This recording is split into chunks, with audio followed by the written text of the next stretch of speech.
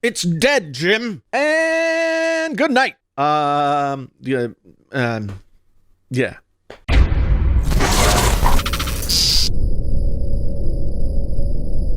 Hey there, friends on YouTube. My name is Jason, sometimes known as the JTL. This is Painfully Honest Tech. Tech so honest it hurts. This is your first time here, but thanks for stopping by. And if you've been here before, thank you for coming back again. I really do appreciate it. Okay, so let's just talk about this Galaxy Fold thing like the calm, collected adults that we are, okay? Just listen to me. Hear me out. All right? I'm pretty sure I may have called this one a week or so ago.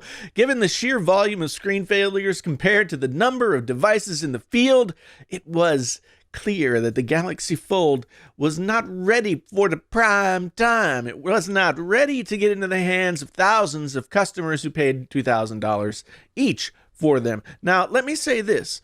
I am not hating on the Galaxy Fold.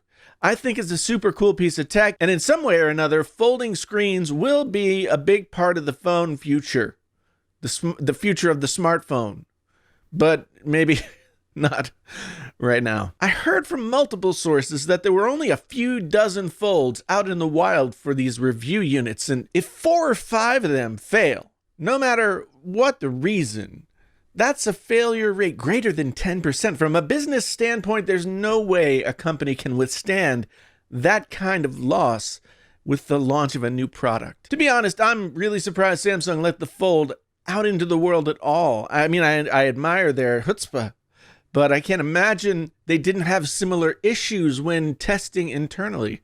I can't claim to know everything about how Samsung does business. I'm not a big time, executive in a mobile phone everything company, but I do know they stress test the Fold. I mean, for phones to fail at the rate they have among the reviewers who received the phones, there's no way they didn't get similar results in that internal testing, and yet they still. So I can't really tell if this is a failure of the tech or a management failure or both, or just bad luck. What I do know is this review unit fiasco seems to have been a very public beta test. It's done a lot of damage for the future of the Galaxy Fold and really, honestly, other folding devices as well. Some of the biggest YouTubers and some of the writers who work at big-time media companies were among the folks who had the fold fail. Let's just say fail.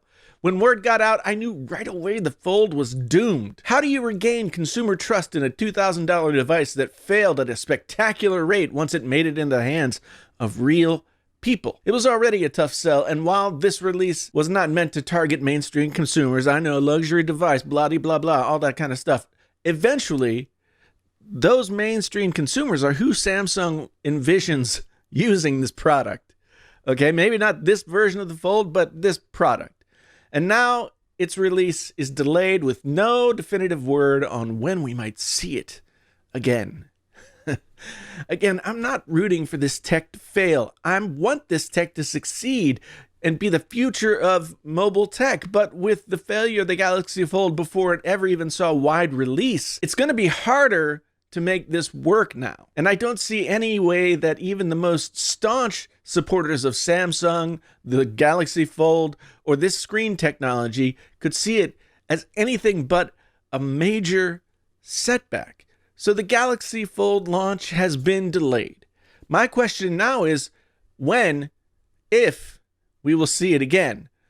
I'm going to go out on a limb and say we will never see this particular device. This version of the Galaxy Fold will never make it into the hands of consumers. They're gonna delay, and then it's just gonna be like, I think Samsung's gonna pull it back and maybe never speak of this version again. And the next thing that we see is the next thing that they do with this foldable technology. We will see a foldable device from Samsung in the nearish future, but it's not gonna be what went out to reviewers. That's going to go into the, Raiders of the Lost Ark, Atari death hole. But what do you think? Clearly, many of you are going to think that I'm full of poop. But I want to hear it. Anyway, let's have a boisterous discussion. Calm, collected, peaceful. down in the comments below. If this was your first time here and you want to come back again and do all the things, then like and subscribe and blah, blah, blah, blah, blah, blah, blah. God's honest truth, I quit my day job to do this. So if you want to support the channel, I do have a Patreon. There is a link in the description below. I do have affiliate links down there and all that kind of stuff. Yeah, baby's got to eat. If you've been here before, thank you again ever so much for being here. It has meant the world to me. Been here since 10,000 or 1,000 subs, or you just got here, your presence means a lot to me. Anyway, again, my name is Jason, sometimes known as the JTL. This is Painfully Honest Tech. Tech so honest it hurts. Yo! Until the next time, I'm out.